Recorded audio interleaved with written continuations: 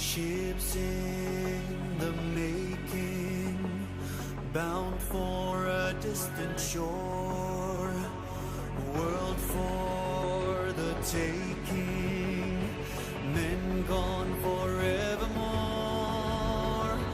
boarding and setting sail. Sexto Continente, dirigido por el obispo de Orihuela, Alicante, Monseñor José Ignacio Munilla.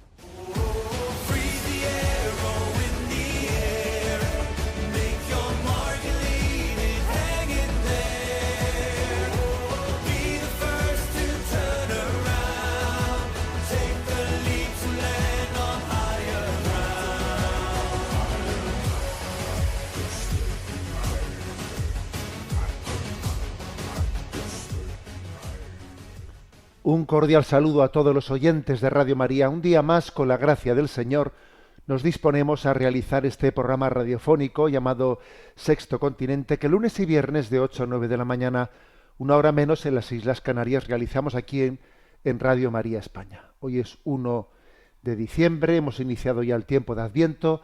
El Papa se encuentra realizando un viaje apostólico y ayer marchó desde Turquía hasta el Líbano. Este fin de semana en muchas iglesias, en muchas celebraciones dominicales, hemos proclamado el credo niceno constantinopolitano, ese credo largo que solemos decir popularmente, porque el Papa estaba celebrando los 1700 años de ese concilio de Nicea, en el que se confesó a Jesucristo como verdadero hombre y verdadero Dios, Dios de Dios, luz de luz, Dios verdadero de Dios verdadero, engendrado, no creado, de la misma naturaleza del Padre. Bueno, quiero referirme a que en ese corto viaje, ¿no?, desde Turquía hasta el Líbano, el Papa en el avión hizo una pequeña rueda de prensa con los 81 periodistas que estaban allí en el avión y propuso un sueño, un deseo, de que en el año 2033, ojo al año 2033, que aquí se ha hablado mucho de la Agenda 2030, pero yo creo que sobre todo nos tenemos que fijar en el 2033, cuando se cumplen 2000 años de la redención de Jesucristo, de su muerte y resurrección, pueda tener lugar, el Papa hizo votos, ¿no?, porque pueda tener lugar en este año un gran encuentro ecuménico en Jerusalén para que todos los cristianos celebremos juntos la resurrección de Jesucristo. Es una perspectiva ecuménica maravillosa, ¿no? En torno a la celebración de Jesucristo, unirnos todos los cristianos.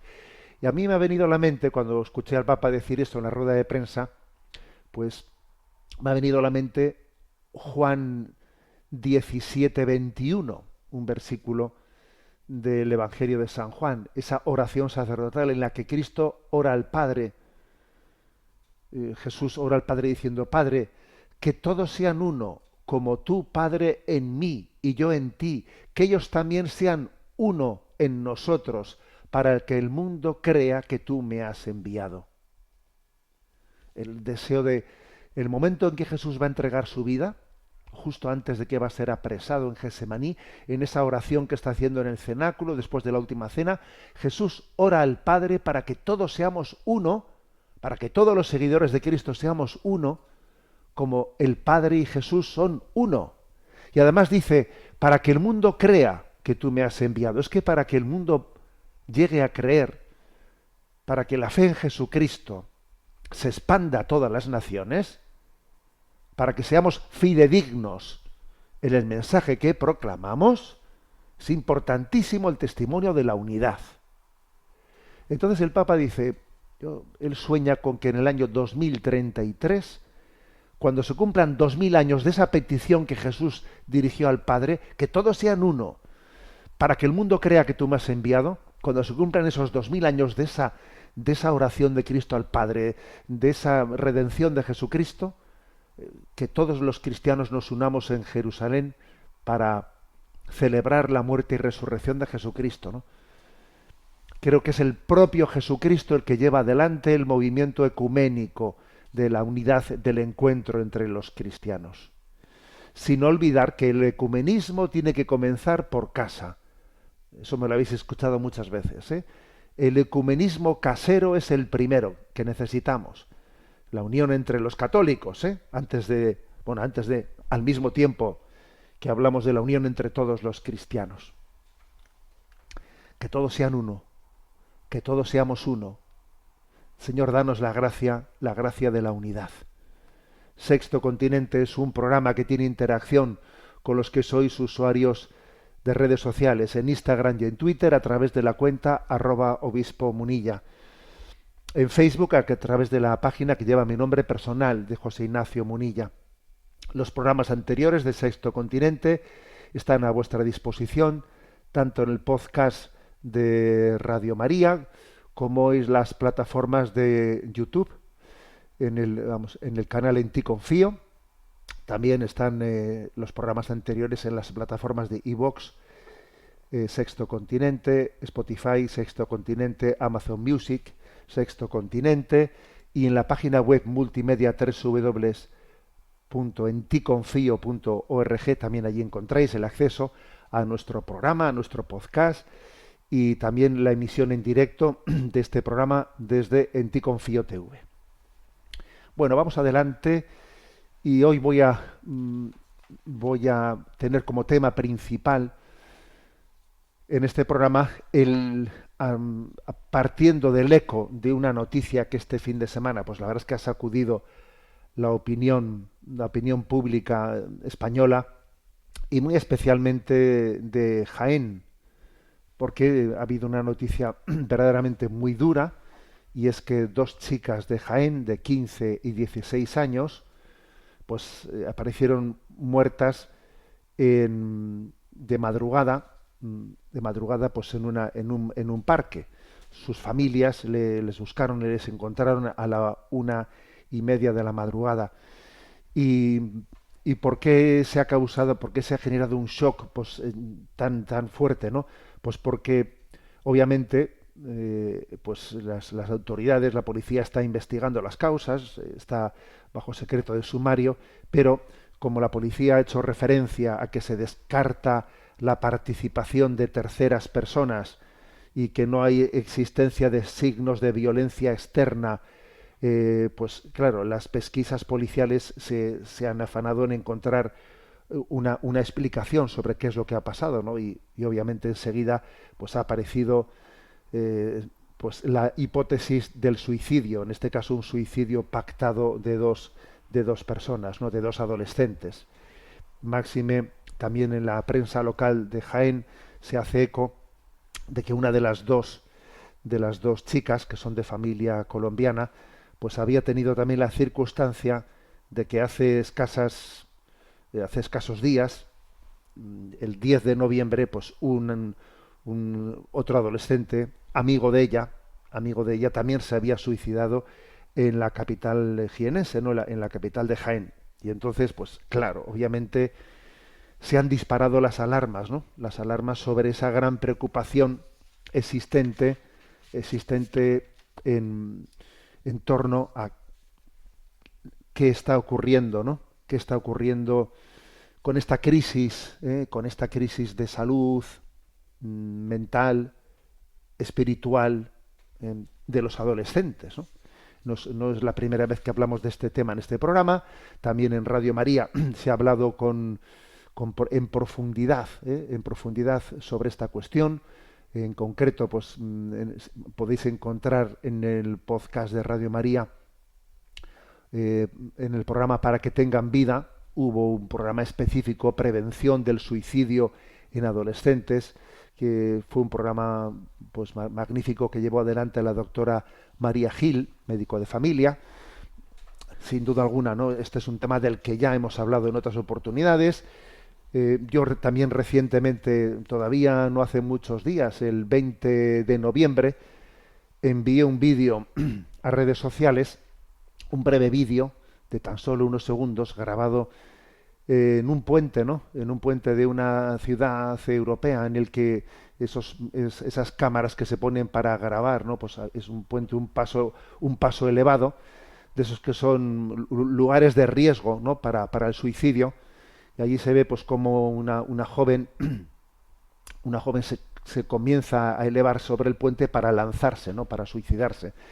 Y resulta que pasan, ¿no? Pasan por allí un grupo de jóvenes que al pasar, pues, al pasar delante de ella, uno de ellos ha intuido por la cara que le ha visto a la joven, le ha visto, pues, obviamente ha percibido en ella un rostro perdido, y cuando la sobrepasan mira para atrás, ¿no? Le mira para atrás y percibe que se está empezando a subir, a elevarse para lanzarse por el puente, ¿no? Momento en el que ese joven se lanza hacia ella para retenerla e impedir que se suicide, ¿no? Y gracias a Dios le salva la vida, ¿no? Y entonces yo compartí ese vídeo con un comentario breve, ¿no? ¿Quién dijo allá cada uno con su vida? Lo cierto es que mi propia felicidad depende de que nadie quede solo en su noche. Yo hice ese comentario y la verdad es que creo que todos nos sentimos reflejados en ese comentario, ¿no? No nos creemos eso de allá cada uno con su vida, ¿no? Porque claro, vamos a ser claros, nos escandalizamos de que crezca, ¿no? El suicidio entre los adolescentes, pero claro, es que luego estamos diciendo que uno tiene derecho a autodeterminarse en el fin de su vida. Hablamos del derecho a que cada uno acabe con su vida como quiera, el derecho a la eutanasia, el derecho al suicidio, y claro, pues lo que no se puede es sorber y soplar al mismo tiempo. Porque si estamos yendo en la dirección de como que el hombre tiene derecho a autodeterminarse cómo y cuándo quiere morir, allá cada uno con su vida, ¿no? Y luego nos escandalizamos de que aumente el número de suicidios, pues vamos a ver en qué contradicción estamos cayendo. Lo cierto es que eso de que allá cada uno con su vida, pues creo que es un lema, es una forma de pensar, es una mentalidad totalmente contraria con nuestra vocación comunitaria. Cor unum et anima una. Somos un solo corazón, somos una sola alma. Dios nos ha creado como una familia, ¿no? Entonces, lo cierto es que mi propia felicidad depende de que nadie quede solo en su noche. Por eso vamos a hablar también hoy, ¿no? Del tema del suicidio, especialmente del suicidio de los adolescentes, porque es algo impactante, que incluso la tendencia general de suicidios en adultos no ha crecido, incluso hasta ha disminuido un poco, ¿no? Pero sin embargo la de los adolescentes sí crece, ¿no?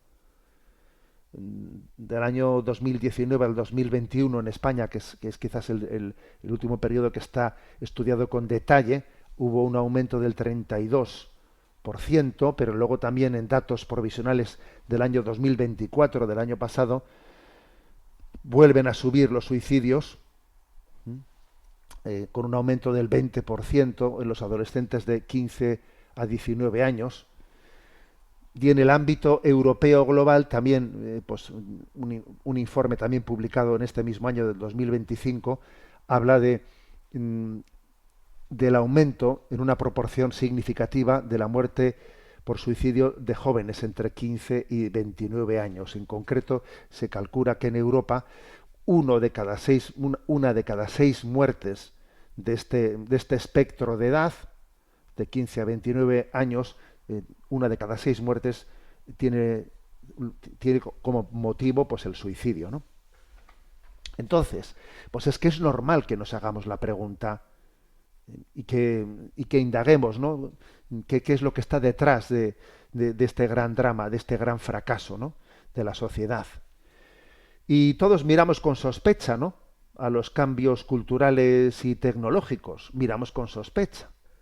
Porque claro, entendemos que las redes sociales han generado una exposición constante a comparaciones, a ver tu vida comparándote continuamente con los demás, y ya que estén generando una sensación de soledad, de no encajar, de que uno no encaja, se está comparando con los demás, y obviamente no, pues eso está generando un caldo de cultivo muy grande, que muchas veces deriva deriva en crisis de salud mental, de depresión, de ansiedad, de trastornos de conducta. Bueno, entonces obviamente nos tenemos que hacer la pregunta, ¿cuáles son las causas principales del suicidio de los adolescentes, ¿no? Que sin duda alguna es un fenómeno multicasual.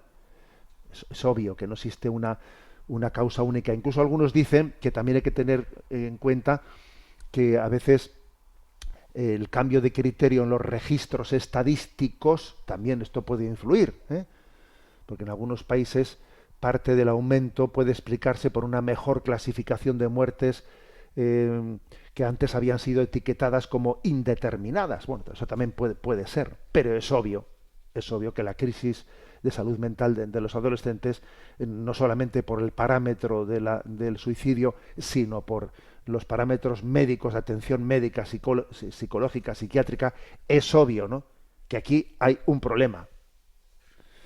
Entonces, yo voy a decir también una explicación en la que también incluyamos nuestra perspectiva cristiana, ¿no?, que creo que es importante, ¿no? O sea, es decir, porque lo físico, lo psíquico, lo psiquiátrico, lo espiritual, lo religioso, todo está integrado, ¿sabéis? No son capítulos desconexos.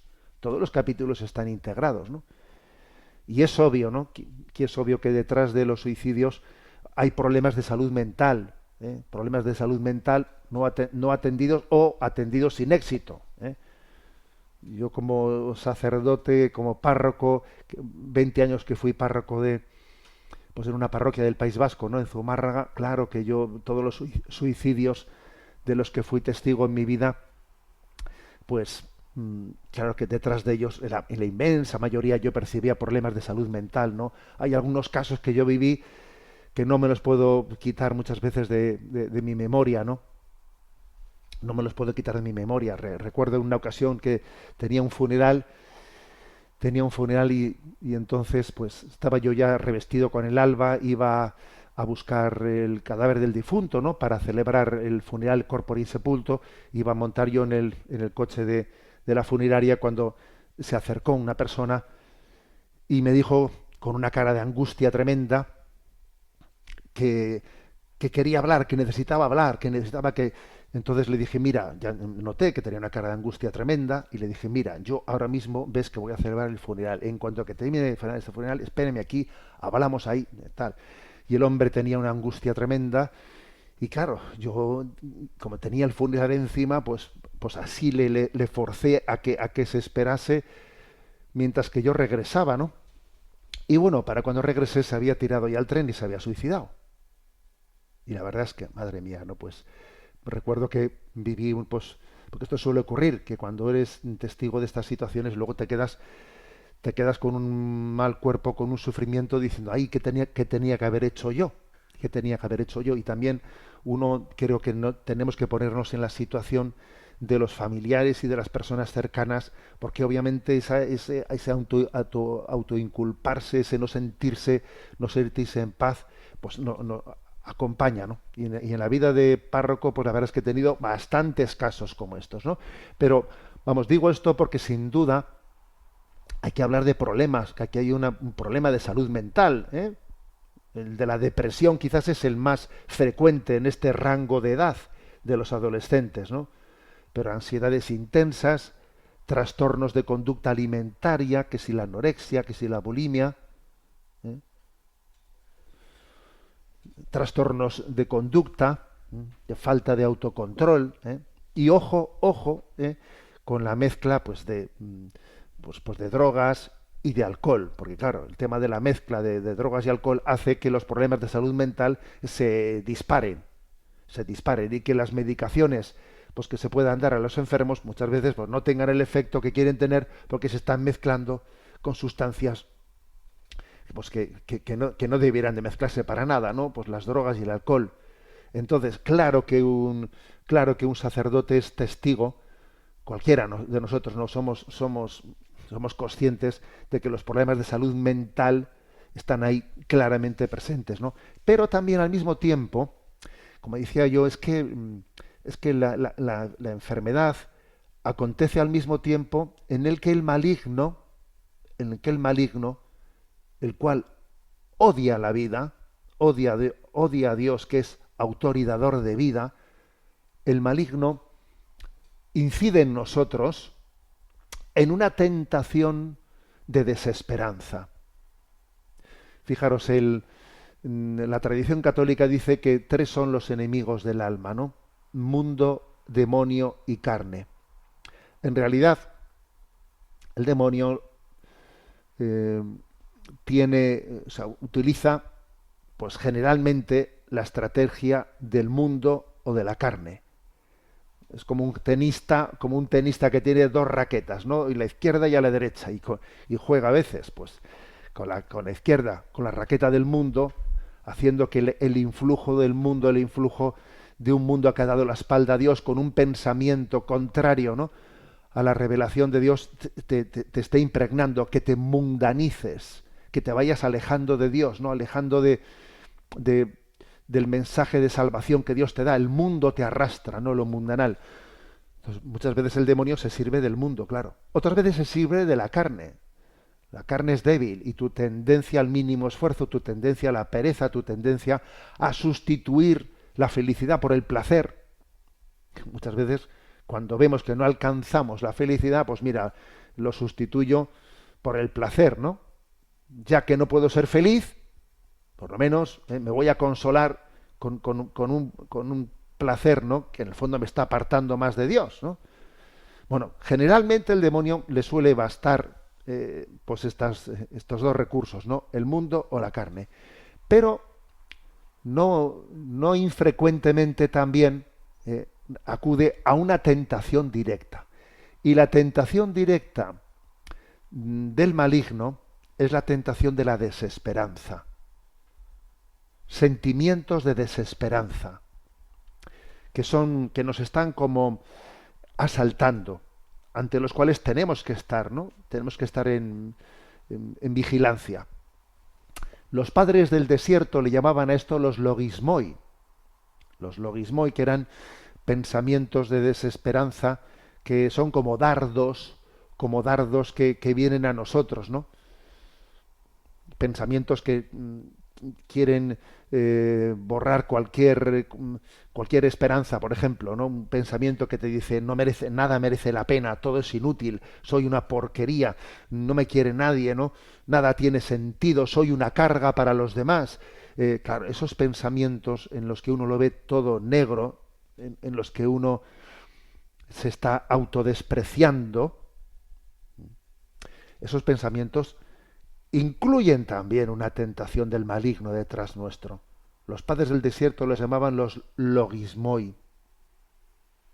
Y tenemos que tener la capacidad de decir, mira, San Ignacio de Loyola, a la hora de explicar cuándo, ¿no?, las tentaciones eran directamente del maligno y no a través del mundo o de la carne, él explicaba diciendo que cuando en nuestra mente las cosas se ponen especialmente oscuras, cuando en nuestro horizonte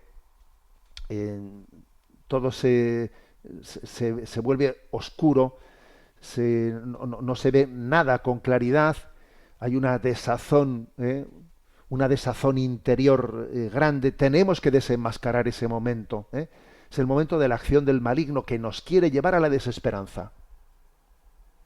Es impresionante que Jesús también en Getsemaní, él vivió la tentación de la desesperanza. Entre todas las tentaciones que Jesús experimenta, también él fue tentado de desesperanza. También cuando él en la cruz dice, Dios mío, ¿por qué me has abandonado? Está librando esa batalla. Es importante que nosotros, cuando tengamos tentaciones de desesperanza, seamos conscientes de que Jesús también las ha asumido para redimirlas, ¿no? Lo que no ha sido asumido no ha sido redimido. Jesús llegó también a asumir la tentación de esa oscuridad interior. Por lo tanto, qué importante es desenmascarar los logismoi, pensamientos distorsionadores que nos llevan a tirar todo por la ventana. Esto es una porquería, no vale para nada, yo no tengo remedio, nadie me quiere, esta vida es una... Vamos a ver. desenmascaremos los logismoi, que la manera de desenmascararlos es apoyándonos en la palabra de Dios. Claro que sí, apoyándonos en la palabra de Dios, como nuestro escudo. Dios me ama, confío en Dios. Él es mi Padre, Él es mi Salvador, Jesús es mi hermano, carne de mi carne, sangre de mi sangre. Es clave, ¿no? Cómo afrontamos esa tentación. Entonces, frente a esa acción del maligno, no hay mejor respuesta que la de haber experimentado el amor de Dios. Dios me ama, y aunque en este momento yo no lo perciba, no lo sienta, aunque este momento esté debajo de una nube que no deja pasar el sol, encima de esta nube está el sol. Y quizás fijaros una cosa, cuando estamos en el momento oscuro en el que la luz no pasa a esa nube, porque esa nube se vuelve opaca, ¿no? Y entonces no experimento el amor de Dios, es el momento en el que el santo temor de Dios se debe de hacer presente en nuestra vida. Sí, el santo temor de Dios. El temor a apartarnos de Dios. El temor a ofenderle. El temor a ofenderle. El temor a perder nuestra vida. El temor a hacer daño a los demás. El santo temor de Dios. Porque es que, fijaros, es que también, sin duda alguna, el amor de Dios pues, nos puede resultar más motivador cuando uno tiene esa experiencia interior pues cercana, pero cuando está ya olvidado de ella, porque es que está en un momento de crisis y ya no recuerda la experiencia del amor que ha tenido, pues quizás es un momento para vivir el santo temor de Dios, diciendo yo no voy a ofenderle, yo no voy a ofender a nadie, yo tener el temor de apartarse de Dios eternamente, ¿no? Bueno, pues esta es clave. Por lo tanto, ¿no? a la hora de entender y de cómo combatir, ¿no? Pues la tentación de la autodestrucción, de la desesperación, es clave conjugar, ¿no?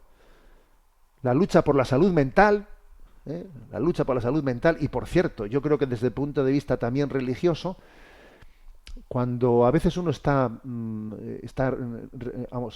diagnosticado con una enfermedad mental y tiene prescrita una medicación, suele ser típico también el que exista una resistencia a medicarse, pues porque pues porque igual no me hace el efecto que yo quisiera que me hiciese, porque ya sabemos que las medicaciones psiquiátricas pues muchas veces no tienen un efecto inmediato, ni mucho menos, son pues igual unas medicaciones más imprecisas que otro tipo de medicaciones, ¿no? O porque también me resulta humillante tener que medicarme, etcétera. También aquí, cuando eso así acontece, que es muy frecuente, es un momento en el que la vida espiritual tiene que ayudarnos a la aceptación. Esta es mi enfermedad, yo lo acepto, me santifico aceptando mi enfermedad y tomo esta medicación. Y yo estoy obedeciendo a Dios cuando obedezco también las pautas médicas que se me han dado. Es un acto de obediencia a Dios. Entonces, fijaros cómo lo psíquico y lo espiritual, en el fondo, se ayudan tremendamente. Es decir, a un enfermo psiquiátrico que tiene que tomar una medicación, que le cuesta mucho tomarla, claro que debe de buscar también una motivación religiosa de abrazar tu cruz, de diciendo quien obedece nunca se equivoca. Nunca se equivoca. El médico se habrá podido equivocar dándome esta medicación, pero yo voy a ser fiel, yo la voy a tomar. Y además, si tiene algún efecto, ya le diré a él que me lo cambie, pero no voy a ser yo el que decida abandonarla, no voy a ser yo el que lo decida. No voy a ser yo el que rija mi vida, no, voy a ponerme en manos, ¿no? Voy a ponerme en manos del que pueda guiarme. Por lo tanto, ¿no? O sea, hay una gran iluminación entre los consejos médicos y los consejos espirituales, ¿no? Bueno, otro tema clave que está detrás de esto, otro tema clave que es la salud familiar, la salud del matrimonio. Este es un tema clave. Los conflictos familiares, el clima emocional negativo, un ambiente familiar muy tenso, destructivo, sentimientos de abandono, de incomprensión, de aislamiento dentro del hogar, divorcios conflictivos, violencia doméstica, abusos. Claro, pues, sin duda alguna, todo eso es un impacto tremendo de salud emocional, ¿no? Porque Dios ha querido que nazcamos en el contexto de un amor estable, de un amor que sea una base sólida en nuestra vida. Entonces, ¿esto qué quiere decir? Que la mejor inversión que podremos hacer por la salud psíquica de nuestros hijos, de los adolescentes, es el cuidado de nuestra vida y del matrimonio.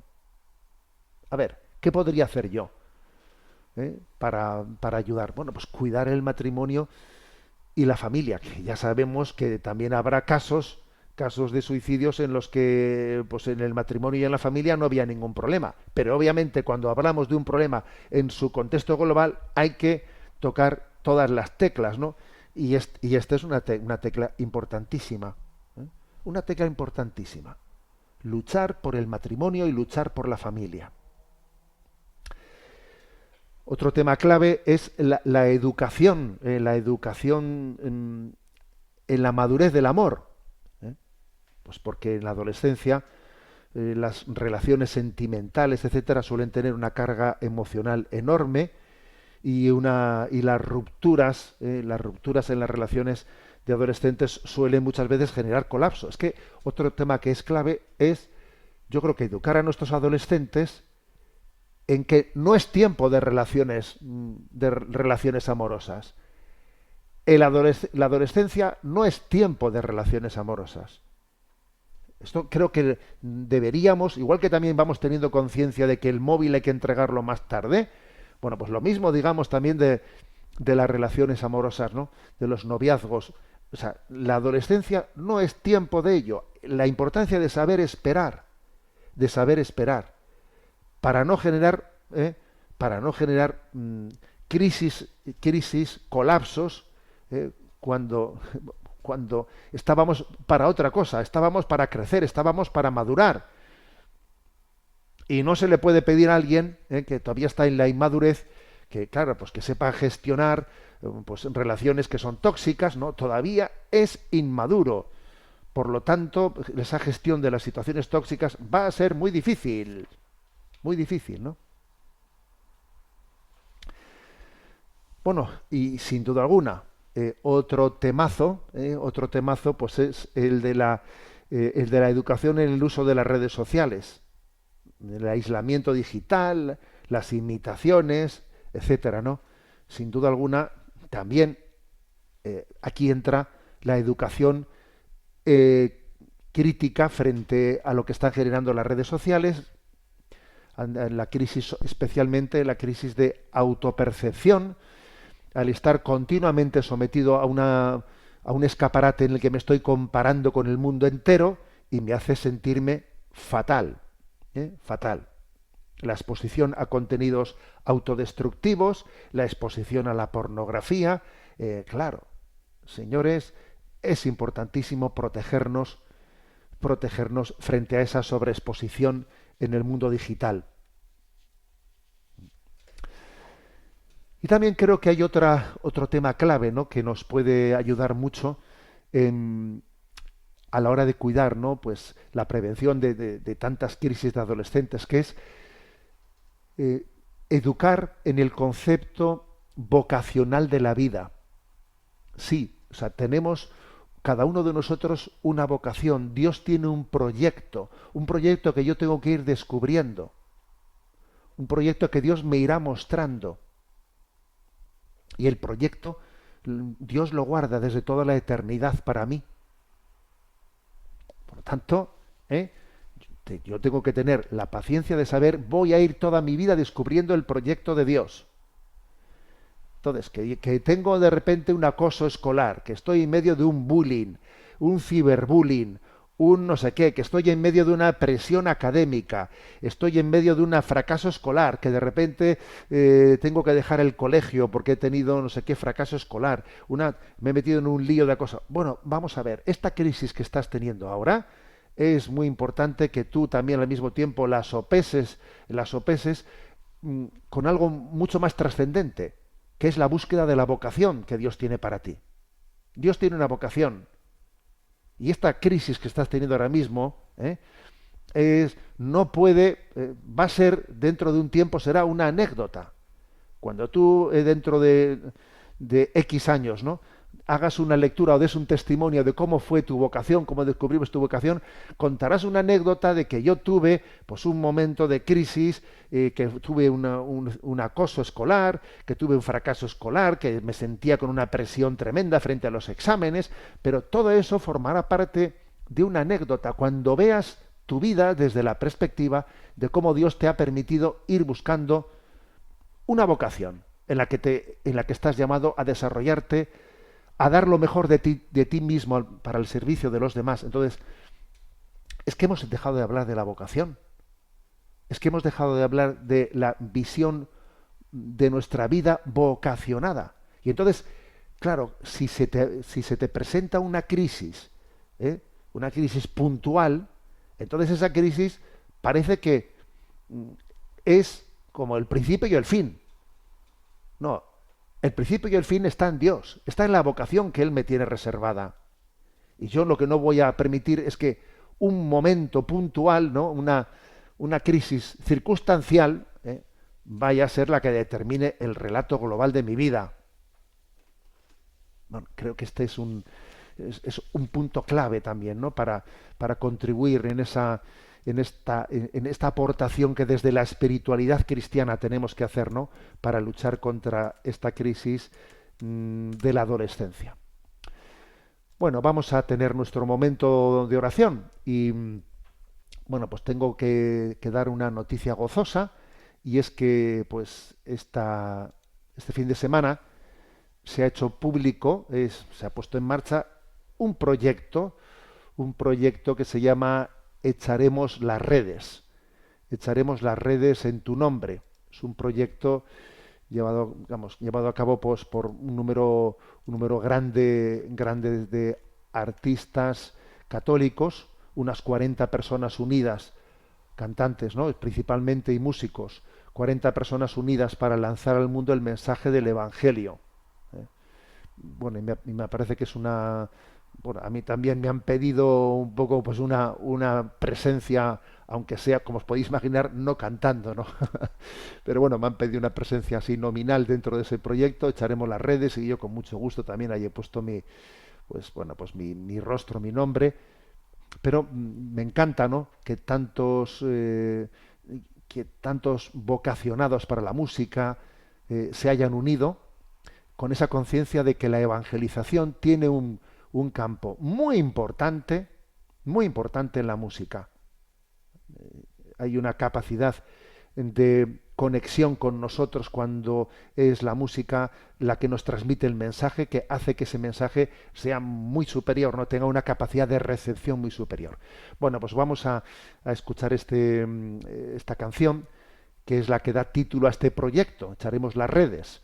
La encontráis en el podcast en el canal de YouTube de Olga Martínez. Echaremos las redes, Olga Martínez, lo escuchamos. Amigo, no dejes de echar las redes y enrédate en esta maravillosa historia del Evangelio. Echaremos las redes en tu nombre para llegar a todo hombre que necesite ser rescatado por ti. Echaremos las redes y proclamamos que tú eres el único y soberano Señor, Dios de poder.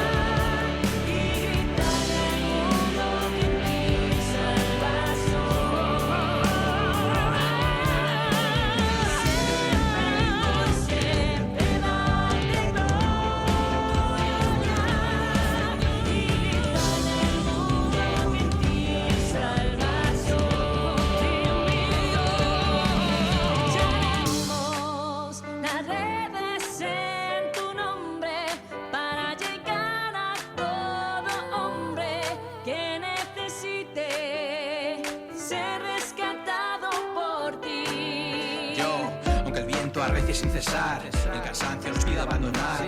Iremos sin descanso mar adentro con tu amor, Señor, hasta el último aliento.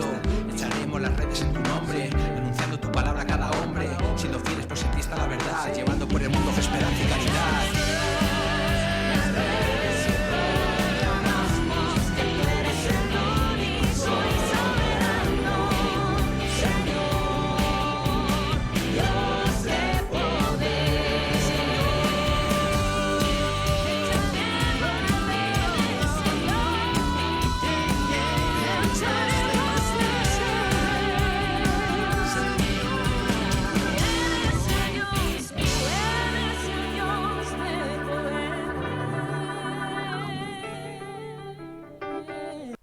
Pues sí, echaremos las redes en tu nombre. La verdad es que me siento muy gozoso, muy orgulloso de que en este proyecto pues haya participado distintos también cantantes de nuestra diócesis, también la pastoral juvenil de nuestra diócesis y Radio María, que también en este vídeo de lanzamiento de Echaremos las redes en tu nombre está presente también hay Radio María. Bueno, pues que Dios nos dé la gracia. Os pido una oración y os pido vuestra colaboración para la difusión de este proyecto Echaremos las redes en tu nombre. Vamos adelante con la intervención, con vuestra participación.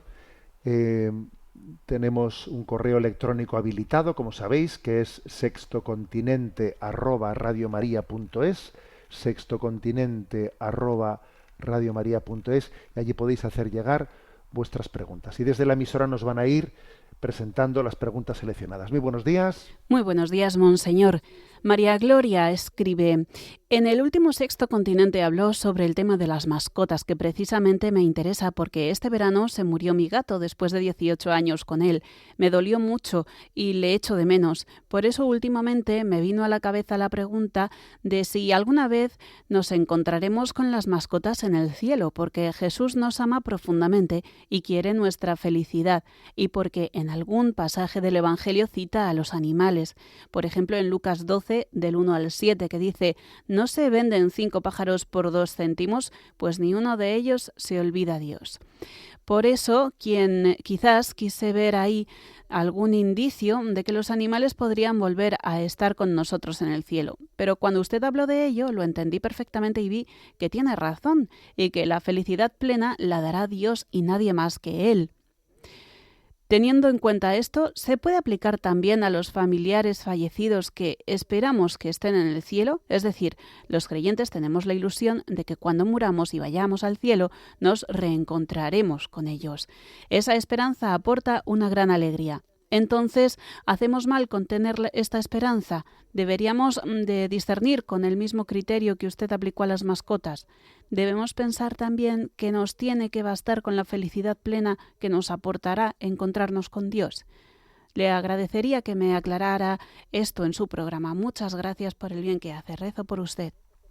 Bueno, la pregunta de María Gloria es un eco de que en el programa anterior tratamos traté la cuestión a raíz de un artículo en Religión y Libertad sobre si las mascotas van al cielo, ¿no? Y ahí hicimos pues una profundización en cuál es la fe sobre el más allá, ¿no? El de los cielos nuevos y la tierra nueva, y en qué sentido pues también habrá pues una naturaleza transformada y glorificada en el cielo, que eso lo afirma nuestra fe. Pero no decía que no debíamos de pensar como si las mascotas fuesen a ser parte de nuestra felicidad en el cielo. O sea, eso lo rechazaba diciendo, no, en el cielo nos hará plenamente feliz Dios. Y si uno no se imagina, es que yo no me imagino cómo ser feliz sin mi mascota. A ver, pues eso quiere decir que tienes que purificarte. Que tienes que purificar porque en ti, en tu emotividad hay un cierto apego y una falta de experiencia del amor de Dios que llena plenamente nuestro corazón. ¿De acuerdo? Vale. Pero bueno, he recibido varios correos después de ese programa.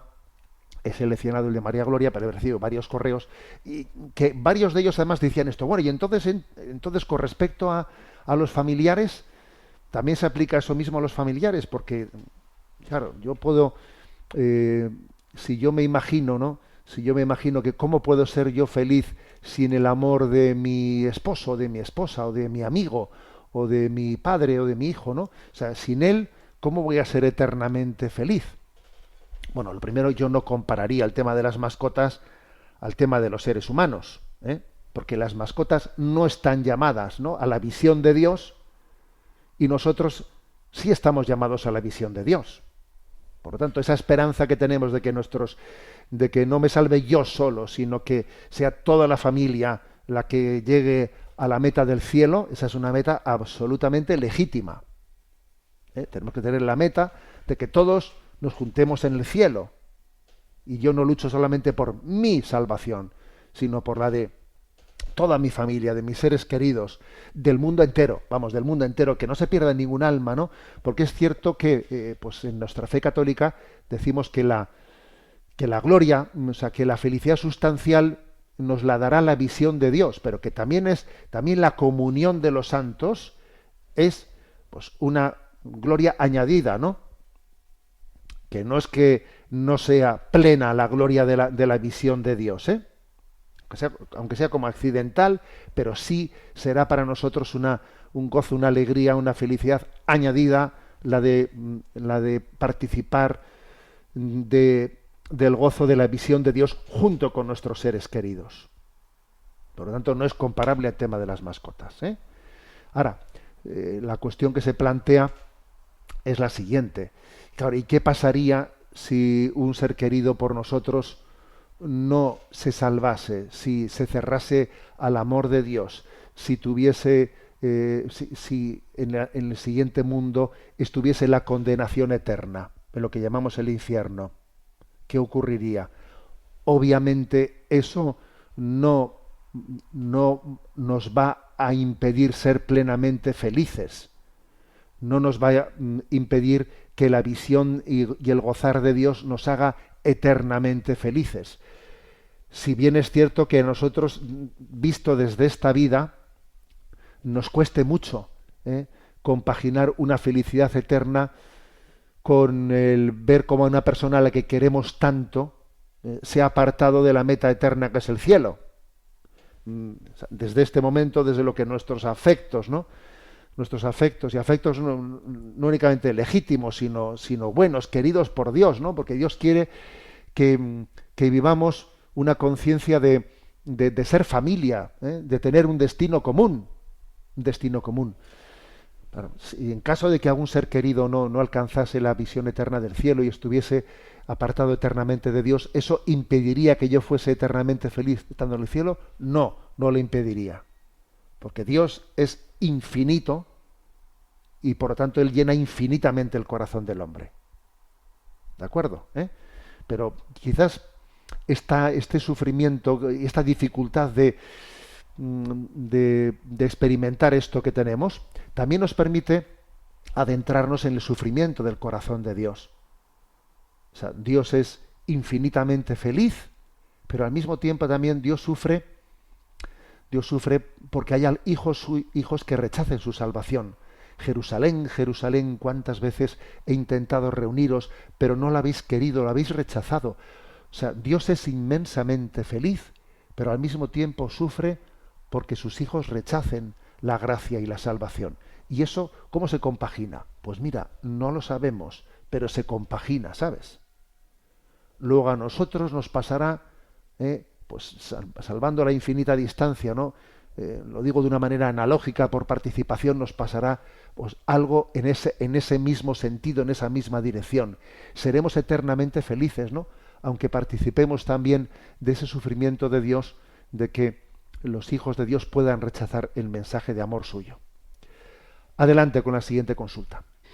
Una oyente llamada María pregunta sobre los bienes de la Iglesia. Dice, he podido observar que la Iglesia a lo largo de los años ha recibido muchas propiedades fruto de donaciones de fieles, legados, antiguas casas parroquiales u otros bienes inmuebles. Sin embargo, muchas de estas propiedades permanecen cerradas, sin uso, deteriorándose con el paso del tiempo.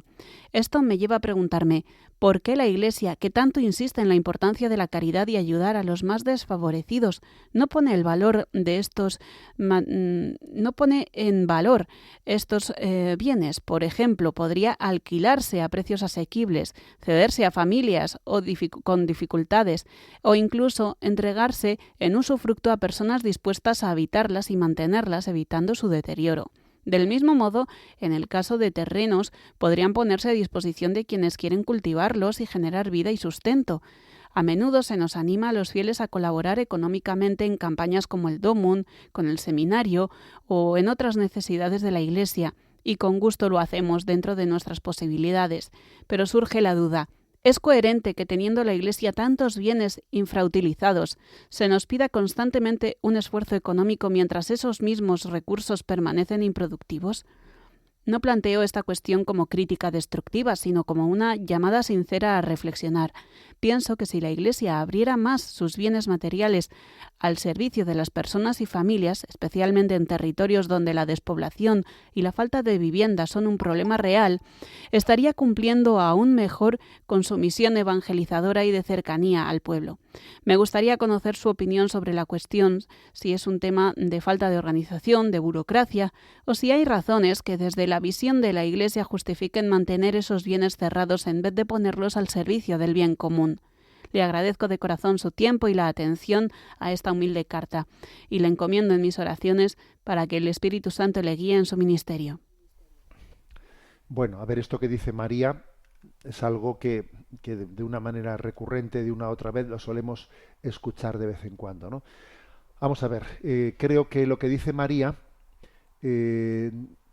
quizás no incluye todos los pasos que en las diócesis se dan a la hora de decir qué hacemos con el patrimonio existente, ¿no?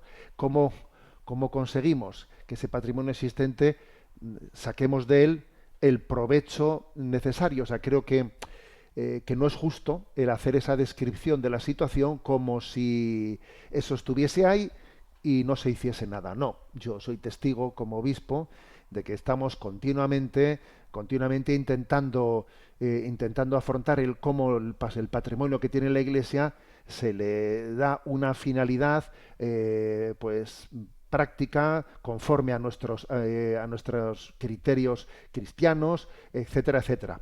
El gran problema que tenemos, que María no hace referencia a él, es que una parte importantísima, ¿no?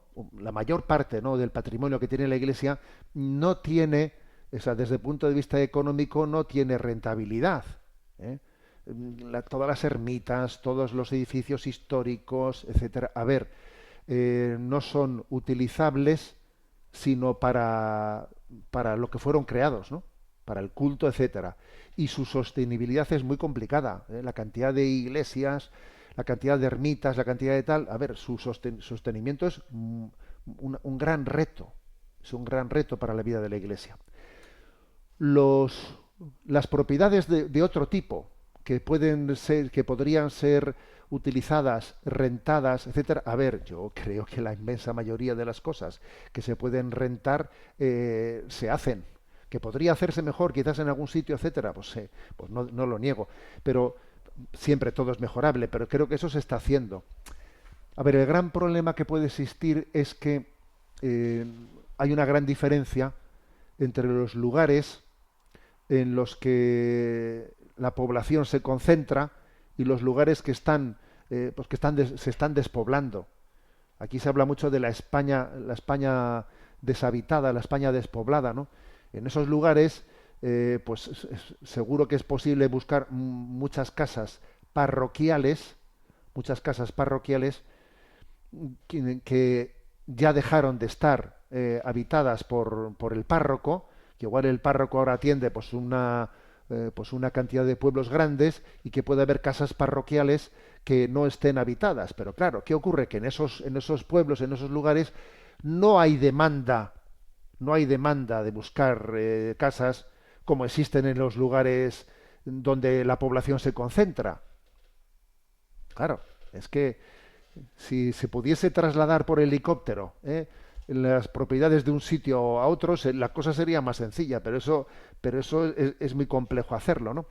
Es decir, que el problema está en que casas parroquiales pues no suficientes, o sea, abandonadas o no bien rentadas o no bien puestas a disposición, están principalmente en los lugares en los que no hay demanda, pues porque los pueblos se están vaciando, ¿no?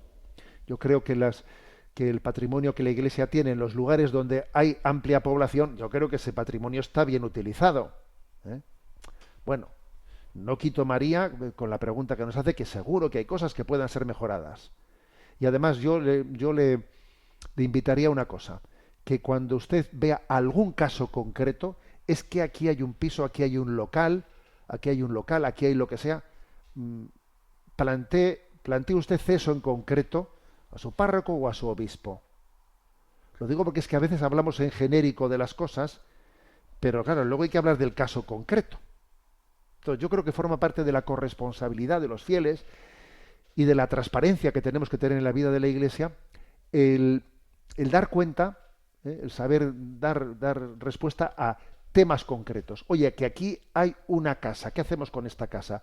Que aquí hay un terreno, ¿qué hacemos con este terreno? Pero creo que hay que hablar de cosas concretas, porque hablar en genérico muchas veces es hablar no teniendo conciencia de cuáles son los problemas, ¿eh? Bueno, tenemos el tiempo cumplido. Me despido con la bendición de Dios Todopoderoso. Padre, Hijo y Espíritu Santo, descienda sobre vosotros.